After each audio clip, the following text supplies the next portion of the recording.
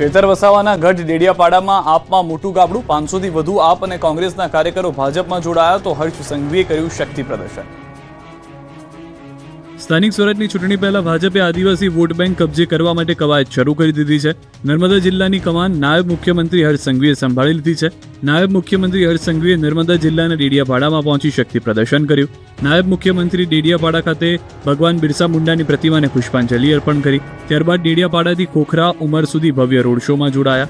આ રોડ શોમાં મોટી સંખ્યામાં કાર્યકરો, આદિવાસી અગ્રણીઓ અને જનસમૂહ જોડાયા। તેમજ સાંસદ મનસુખ વસાવા સહિત આદિવાસી નેતાઓ પણ હાજર રહ્યા। નાયબ મુખ્યમંત્રીની હાજરીમાં આદિવાસી ગૌરવ દિવસની ઉજવણી કરવામાં આવી, જ્યાં હર્ષ સંઘવીએ આપ અને કોંગ્રેસ પર પ્રહાર કર્યા। ત્યારે સભામાં આમ આદમી પાર્ટીના અને કોંગ્રેસના 500 થી વધુ કાર્યકર્તાઓએ ભાજપનો ખેસ ધારણ કર્યો। હર્ષ સંઘવીએ ભાજપનો ખેસ પહેરાવી આવકાર્યા। આમ ચેતર વસાવાના ગઢમાં મોટું ગાબડું પડ્યું છે। બીજી તરફ આ કાર્યક્રમમાં સાંસદ મનસુખ વસાવા વિરોધીઓ પર આકરા પ્રહાર કર્યા। વિધાનસભામાં ચેતર વસાવાએ શિક્ષકોની ઘટનો મુદ્દો ઉઠાવ્યો, જેના પર સાંસદ વિફર્યા અને કહ્યું કે આદિવાસી વિસ્તારોમાં સારી શાળાઓ, કોલેજો બનાવી આ લોકોને ખબર નથી ને શાળામાં શિક્ષકો નથીની વાત કરે છે। સાથે જ આવનારી સ્થાનિક સ્વરાજ્યની ચૂંટણીમાં આપના સુપડા સાફ કરી નાખવાનો દાવો કર્યો।